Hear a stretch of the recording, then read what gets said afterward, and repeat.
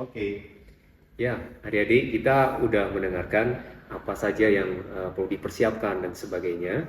Nah, saat ini mau ditanyakan, kira-kira buat Richard, saran yang mau disampaikan kepada adik-adik semua yang ingin mengikuti jejak, kira-kira bisa bagikan tips atau strategi yang secara khusus ya, buat mereka yang mau mengejar impian, yang mereka mau ya ke tempat kuliah yang dengan rating yang tertinggi, yang tinggi di Cina, dan kemudian ya untuk menggapai cita-cita mereka. Bisa Richard sampaikan.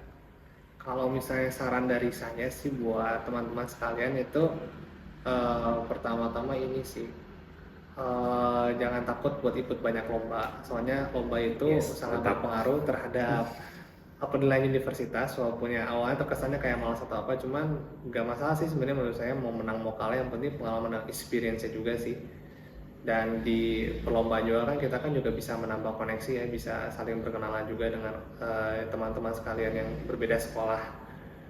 Dan Kemudian punya cukup ini ya, challenging berkompetisi ya. berkompetisi, betul sekali.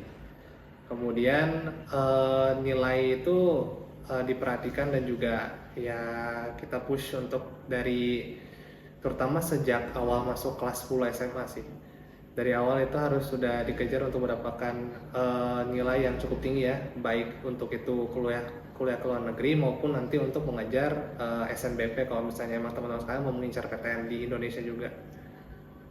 Kemudian saran saya yang berikutnya ini sih, pintar-pintarlah untuk membagi waktu antara ya perlombaan, akademis juga kegiatan non akademis. Soalnya poin plus lagi yang lain yang universitas itu bakal lihat itu kalau misalnya kalian tuh aktif berorganisasi, misalnya kayak aktif dalam sebagai ketua dalam klub ini atau klub itu, atau nggak sebagai ketua OSIS, wakil ketua OSIS, itu juga menjadi poin plus bagi mereka. Soalnya mereka melihat di dalam diri kalian tuh ada leadership skill ataupun ada soft skill lainnya. Kemudian perlombaan itu juga tidak harus selalu yang berkaitan dengan akademis, bisa juga yang berkaitan dengan sports atau enggak dengan soft skill kayak lomba debat atau mungkin lomba berpidato dan lain-lain juga menjadi poin perhatian dari universitas-universitas dengan top ranking juga sih. Seperti itu. Oke. Nah, dari tadi Richard mengatakan ada sosial ya.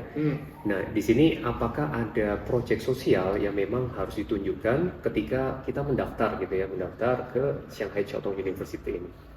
Kalau untuk Shanghai Chiao Tung University sendiri sih,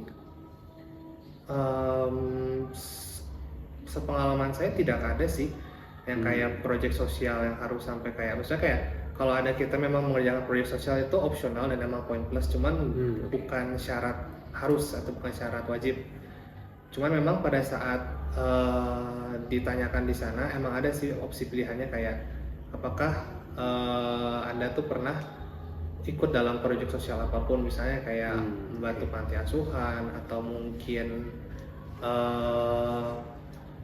terlibat dalam misalnya bakti sosial dan lain-lain ada, atau mungkin untuk misalnya kalian terlibat dalam organisasi-organisasi yang memberikan pendidikan kepada orang-orang yang kurang mampu atau memberikan sumbangan kepada mereka juga ada, atau organisasi yang bergerak di bidang lingkungan hidup juga ada mereka pilihannya. Jadi itu juga menjadi poin plus bagi mereka. Cuman setahu saya juga di berbagai universitas juga itu bukan sebagai poin wajib ya, tapi sebagai poin plus aja. Oke, jadi ya bukan bobot yang utama ya, jadi mungkin sebagai tambahan Tambahan aja ya. Oke, baik.